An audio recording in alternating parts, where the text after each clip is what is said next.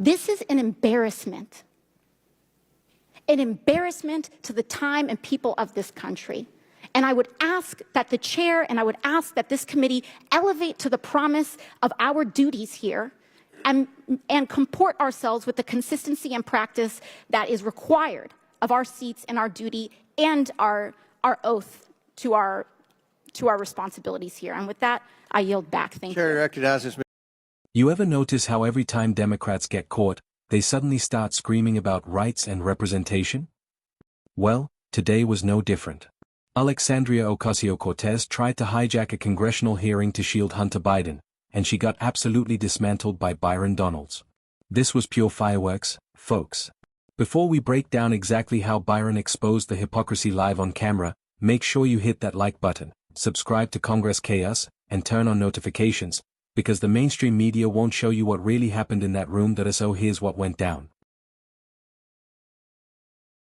Chair recognizes Mr. Goffin for 5 minutes from Wisconsin. One of the key owners was Devin Archer, who did testify and was under deposition under oath by the Oversight Committee. In 2018, Devin Archer is no longer listed, but his wife, Krista Archer, is now listed. Mr. Dubinsky, when you see a situation where ownership interest moves from one spouse to the other, is that a concern of some level of fraud potentially? I would call it a red flag. That's something I would look at and again, try to get to the bottom of what happened there. Was it just transferred? Was there money behind it? What was going on? Okay, thank you. Next slide. Now, this is to a text message. This is a text message between, it's going to Naomi Biden. That's what this one is. Hold on, let me get my stuff back. There we go. Sorry. This is the WhatsApp text message between Jim Biden and Hunter Biden. In this text message, it clearly says, anyway, we can talk later, but you've been drawn into something purely for the purpose of protecting Dad. This is between Hunter Biden and Jim Biden. Last time I checked, the father of Jim Biden and Joe Biden is now passed away. So I'm assuming this is Hunter Biden saying to Jim Biden, the president's brother, that you've been brought in this for the sole purpose of protecting Dad. Ms. O'Connor, do you think that this text message would lead this committee to get further information about the business dealings of Hunter Biden and how that actually links to Jim Biden, the president's brother, and why they are so concerned with protecting Dad, a.k.a. Joe Biden, a.k.a. the President of the United States? This is a text message between Hunter Biden and Naomi Biden. And this one is a famous one. Everybody knows this one. This is a famous one that says, I hope you all do what I did and pay for everything for this entire family for 30 years. It's really hard. But don't worry, unlike Pop, I won't make you give me half your salary. Mr. Dubinsky, if you saw a text message like this in a potential money laundering operation or a potential pay-for-play operation, would you be looking for information related to money going from son to father? Absolutely, without a doubt. Thank you. Next slide. Oh, this is a fun one. Ladies and gentlemen, this one is from 2018. This is about 4 months before Joe Biden launched his campaign for president of the United States, December 2018. The highlight is, this is a text message between Jim Biden and Hunter Biden. Hunter Biden was in a bad way, by the way. He was really strung out. He lost a bunch of money. He needed help. Jim Biden says, this can work. You need a safe harbor. I can work with your father alone. It'll probably take several months and everybody can read the text. Ms. O'Connor, Mr. Dubinsky, if you saw a text message like this between the president's brother and the president's son, wouldn't you be concerned about them trying to give plausible deniability for the president of the United States to not have any knowledge of said business dealings? It's worth. Gentleman's time's expired, but please answer the question. It's worth investigating. Mr. Dubinsky? I would agree. I would investigate this. I yield back. Thank you, Mr. Chairman. And I want to emphasize why that's important. Earlier today, one of our colleagues, a gentleman from Florida, presented up on this screen something that appeared to be a screenshot of a text message containing or insinuating an explosive allegation. That screenshot of what appeared to be a text message was a fabricated image. It was a fabricated image I don't know where it came from. I don't know if it was the staff of the committee, but it was not the actual direct screenshot from that phone. And in fact, I would like to submit to the committee the actual full context from the Ziegler affidavit number 1, exhibit 402, of the full text of that exchange. Do I have permission from the chair?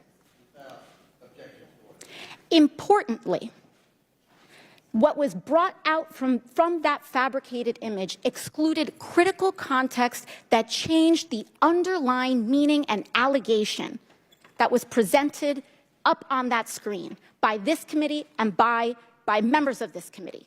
Now, they are well within their right to do that because they are covered by the speech and debate clause. This was not submitted by a material or fact witness under oath. That was not submitted by a material or fact witness under oath. The impeachment inquiry, any impeachment inquiry, regardless of party, is an extremely serious matter. Professor Gerhardt, in the impeachment inquiry into President Clinton, were there key fact witnesses that were presented during those proceedings? There were not in the House. Mm-hmm. In the Senate, were there any? There were. There were in the Senate. Now, in the impeachment, in the impeachment investigations with respect to President Trump, were there key material fact witnesses in the House? Yes, ma'am. There were. Are there any key material fact witnesses here today?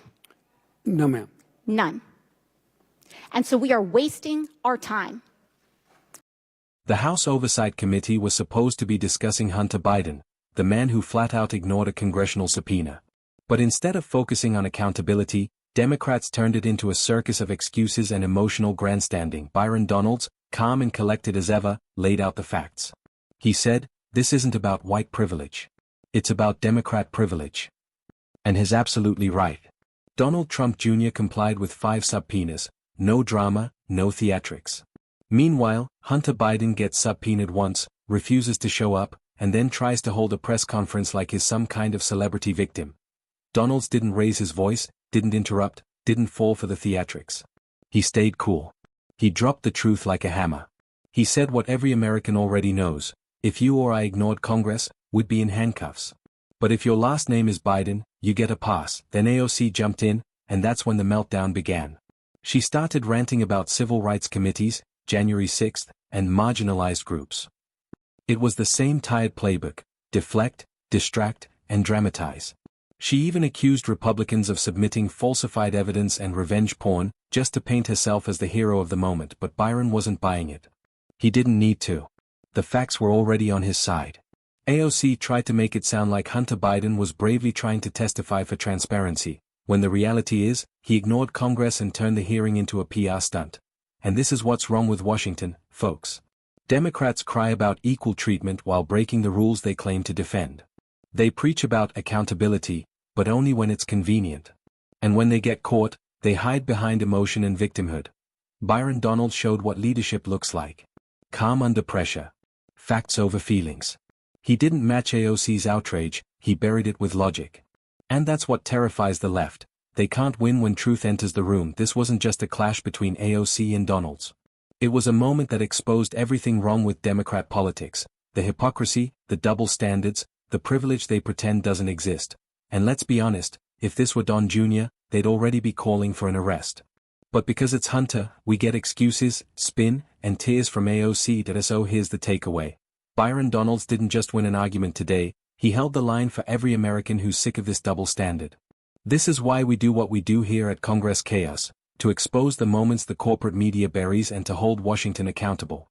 If you're tired of the lies, tired of the double standards, and tired of watching Democrats melt down when confronted with the truth, then do your part right now. Like this video, subscribe to the channel, and share it with every patriot you know.